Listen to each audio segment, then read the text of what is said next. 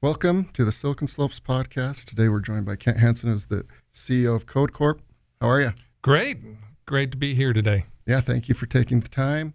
And we'll just call it Code from now on. Okay. But tell us about Code. What do you guys do? Excellent. Well, Code is a company that we create and develop barcode readers. Been in business since the late 1990s, and so we've been around for a little over 20 years. Very cool. So a lot goes into that in the modern world, right? And we were talking beforehand, and I wonder who invented the barcode. But it's 30, 40, 50 years old kind of technology. Yeah. The barcode was actually invented in 1948. Okay. So way back when by two guys in a university, but really they didn't start using the barcode until the mid-'70s. Just the technology wasn't around to actually read a barcode. Okay. And the whole purpose of it is streamlining logistics and optimizing processes and gathering data, right? Yep. So if you think about it, really a barcode is a graphical representation of data. So you bury a bunch of data into some sort of graphic, and there are over couple hundred different types of barcodes. So not all barcodes are created equal. Okay. And this could be a pack of gum all the way to like medical equipment. Yep. And everything. So if you start looking around, just about anything around has a barcode on it. The traditional barcodes that you see kind of every day or every week when you go to the grocery store, we call a UPC code. It's a type of a barcode. And, obviously that's how you scan them and get your groceries. But they are on everything from, like you say, everyday items in the grocery store to medical devices where we focus, and we can talk a little more about that. But even down to every single part in your car has a barcode through the manufacturing process. And those type of barcodes aren't the traditional what you see on a printed label. They're actually imprinted into metal parts. It's a DPM is what we call it, mark, and then you have to develop products to actually read those marks. Okay. So it's probably a little bit more complex than what most people interact with. But the barcodes in the car, so somebody has to think through the whole process, right? Yeah. How is this going to be read? How do we imprint it? And then what's the purpose and final result, right? So talk about some of your products, because you have several that right. do a bunch of different things, and how they are a part of the business and interact with people throughout the world. Sure.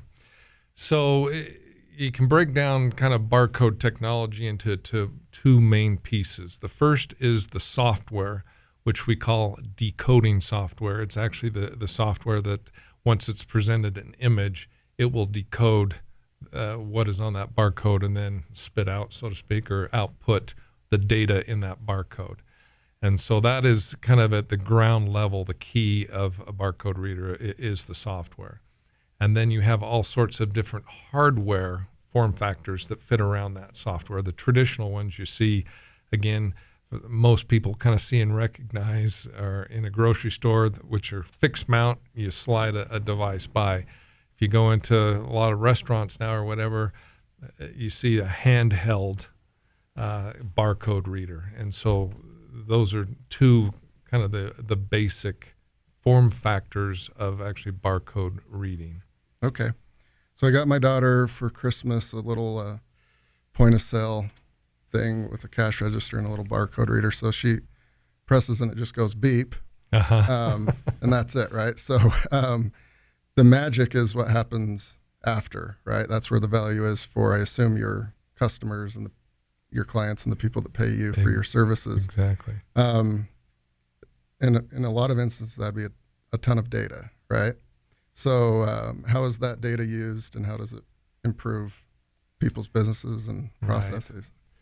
So some of the basic parts is actually of the reason barcodes are there for inventorying. So if you imagine a Amazon warehouse, massive, has, I don't know, hundreds of thousands, millions of different pieces in there. Each one of those pieces or box has a barcode on it.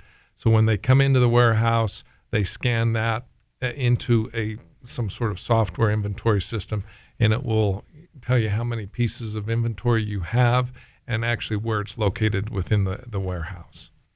And then when they ship out an order, they now know the location. A lot of times it's robots that will go and grab that box off the shelf and pack it up and ship it out, and then it decrements. So that's some of the basic items, and that's really where the first barcodes were invented, was around the inventory side of things, and then it has definitely grown from there.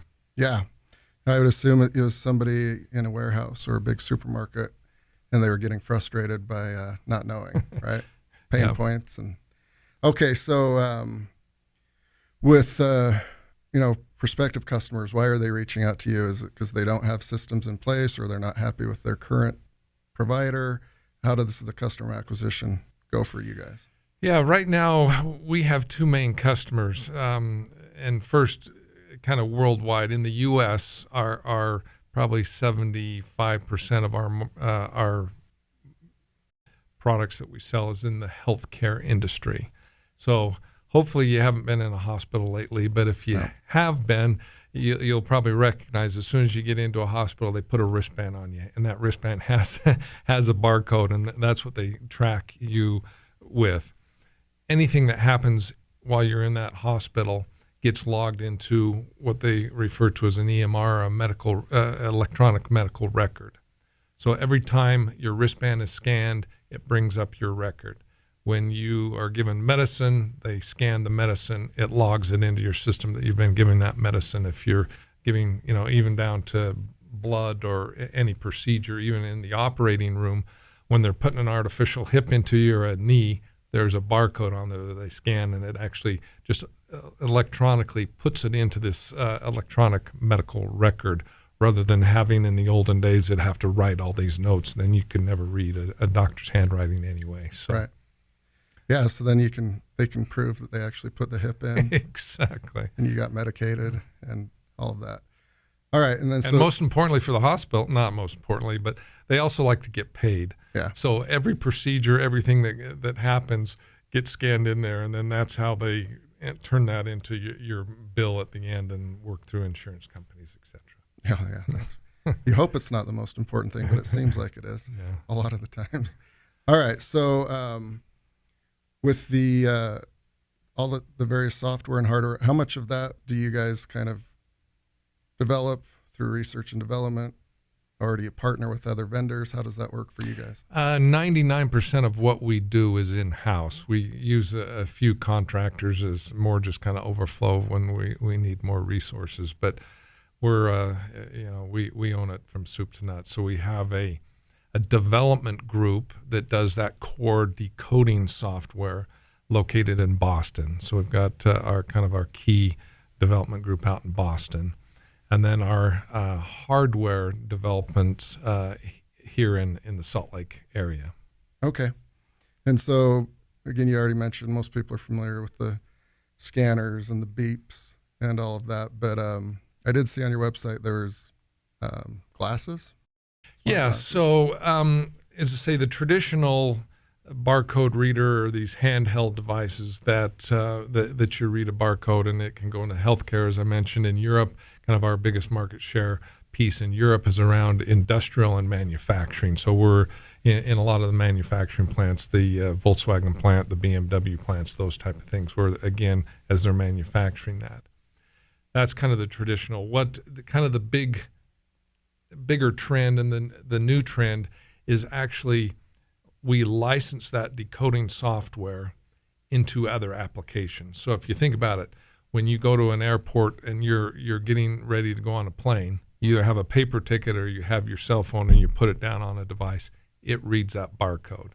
So that is someone else's hardware, but that is our software that's running that decoding. So when we talk specifically about these smart glasses, we've been working with a company that have actually developed smart glasses that will bring up some augmented reality for workers and those kind of things, so they can bring up instructions or diagrams while they're working. But at the same time, they need the ability to actually scan some barcodes without using their hands that might be on a device, and that will bring up potentially, some instruction sheets or some diagrams. Wow. And so into these glasses, they've built a little barcode reader, and they're using our decoding software to actually read that barcode and then translate it back into their cloud application that brings up the whatever is being asked through that barcode. Wow.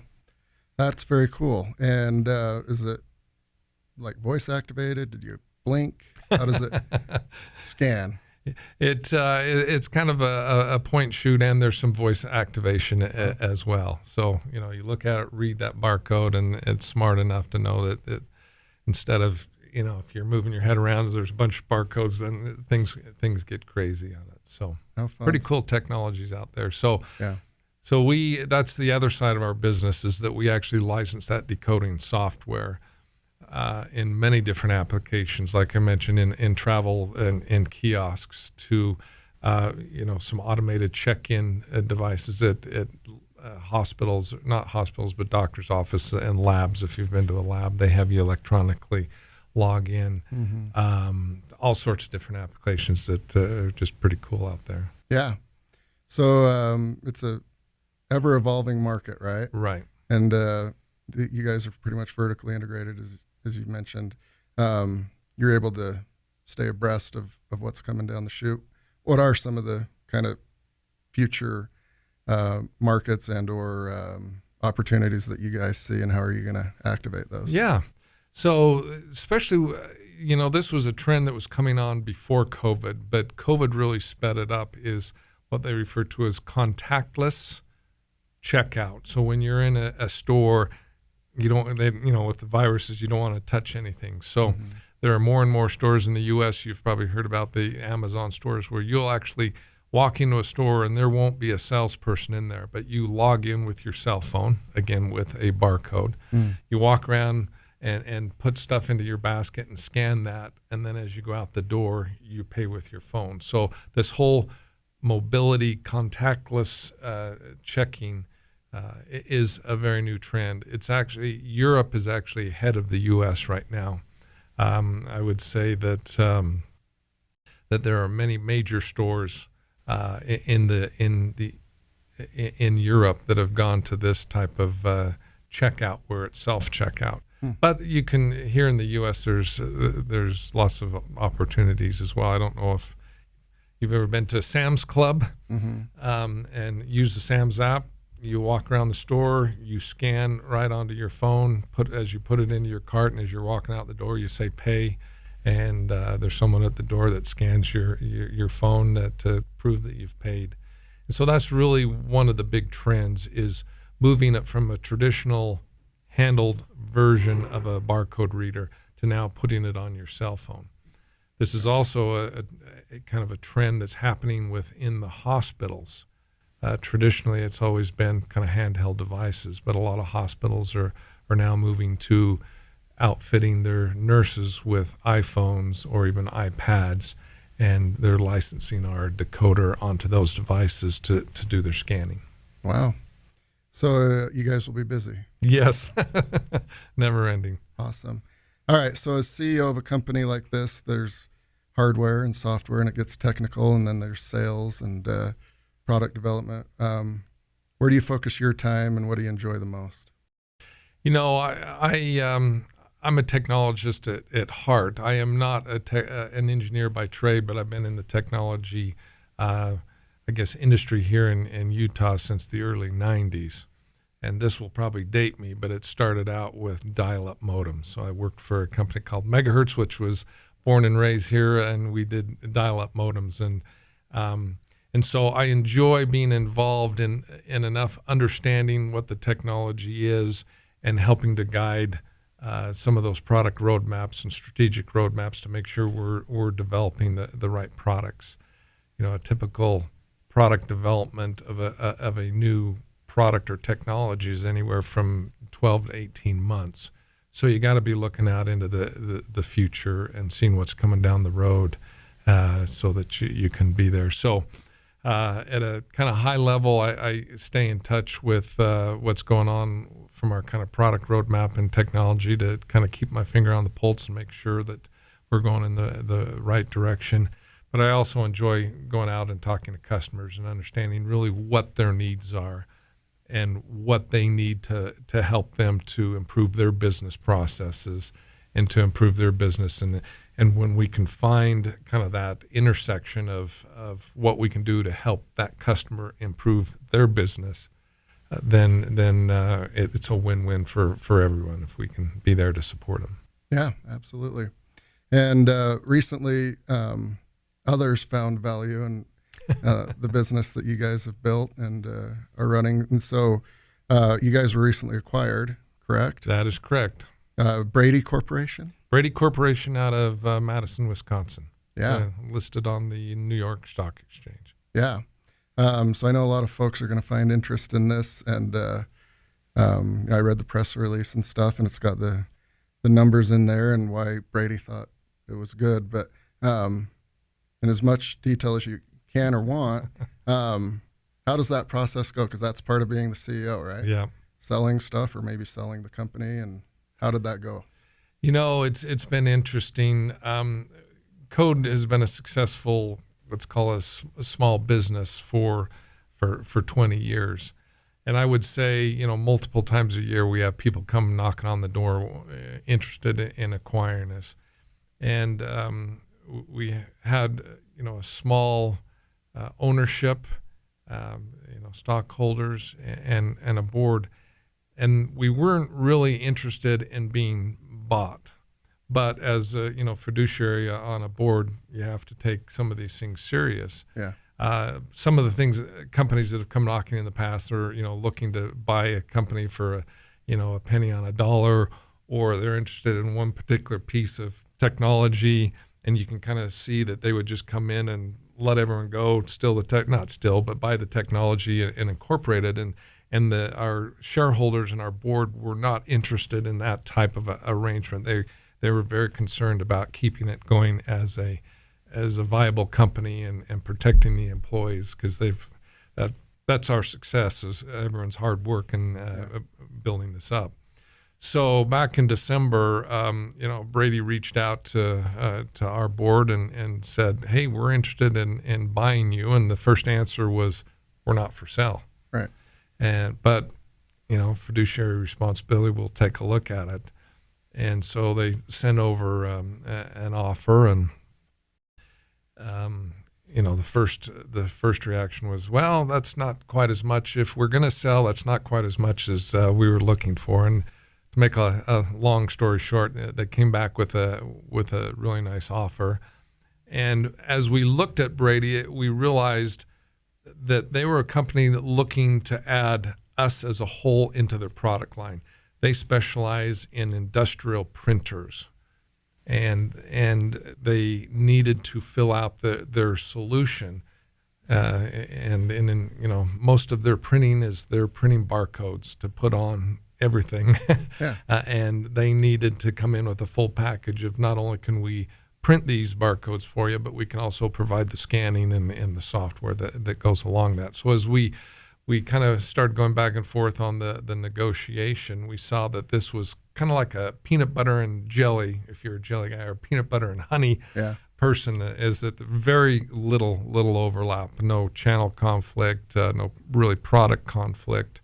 And so as we got further and further into it, it made sense, especially with they guaranteed that the company was going to keep running and doing what it's doing, but they were also going to provide additional resources so we could speed up our product development. Yeah.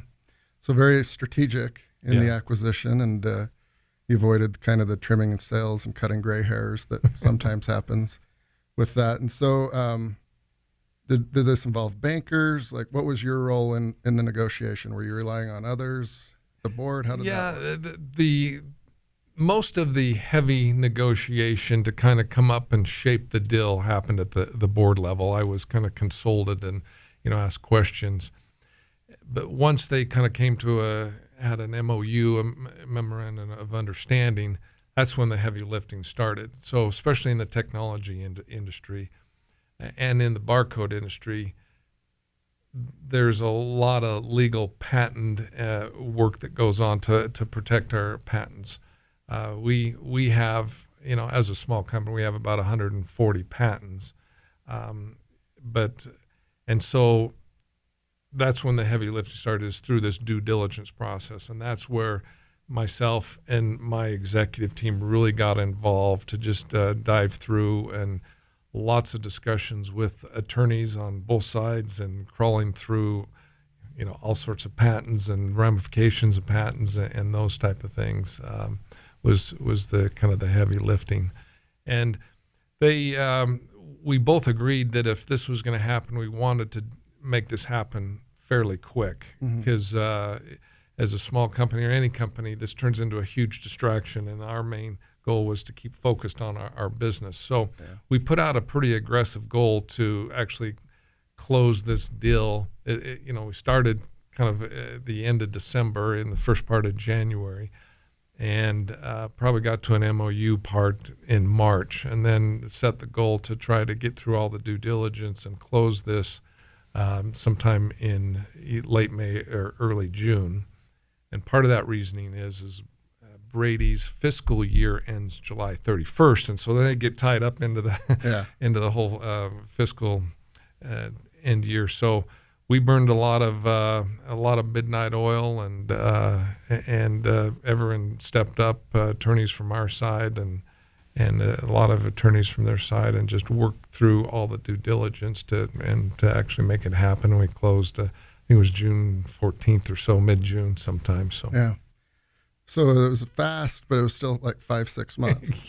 And in a transaction that's, like we said in public, $173 million. That's, I think, fairly quick to make things happen. Yeah, and at some point, maybe you're halfway through and you're fairly bullish on it. They're not adversaries, right? But you're not on the same team quite yet. Yeah. But then just like that, once it's finalized and done, you're on the same team. That's kind of got to be fun, and also a little bit weird. Yes. So we tried to keep the circle of people that knew what was going on fairly tight, really tight. It was just my executive team. With Brady being a publicly traded company, they just couldn't afford to get information out on the market, which comes into a whole bunch of security issues. And so we got to the point where we closed, if I remember, I was like a Wednesday night. On the Tuesday before we closed, we told everyone we're having a company meeting, and then had a company meeting Thursday morning, and then announced this, and had the president of Brady and a couple other people come out as we announced this. And so it took a lot of people a little bit by surprise. But as we described, the reasoning and the strategic reasons for this, and why this is so good for code, everyone was really excited about it. So we went through all that, hard work of due diligence to close. Now we're in that period of transitioning and doing some integration work. Yeah. And in the meantime, we all need to continue to run a company and keep focused on that. So you got kind of two jobs. But Brady's been a really good partner. They're really conscientious in making sure that they don't overwhelm us and keep us focused on what we're doing, so that it turns into a win-win. But there's obviously getting integrated into a larger company. There's just some of the back-end tactics of mundane stuff like emails and servers and all that kind of stuff. So that's still going on, but the exciting part is, and with a small company, trying to balance being profitable and being aggressive on product development. Yeah. One of the great benefits now we have as being a part of a larger company is they have more resources. And so our main goal now is to actually pick up the velocity of our product development and releasing products. And so we've got a lot of exciting things going on, and we're we're actually trying to hire some people. So if anyone out there wants to be part of a growing, exciting company, we're looking for a lot of engineers. I think right now we have about 14 positions open for engineers, software and hardware, mechanical engineers. So yeah, awesome. No, it sounds like a good time to join. And I think it's uniformly agreed that that's the worst part of an acquisition, right? It's like, hey, can you send over that Google Doc? Oh, sorry, we use Excel. Or like all those just horrible, small, nitpicky things. But it works its way through. Yeah, that's exactly it. We're actually a Microsoft house, and they're a Google house. Oh, so we're going through those pain transitions. So yeah. I appreciate your time. You bet. Really cool story, and I'm now a lot more informed on all the barcodes. And I really appreciate you taking the time and joining, and best of luck with this acquisition and getting it all ironed out. Great. Well, thank you for your time. It was a pleasure to come in and talk and be able to tell our story. Awesome. Thank you. Thanks.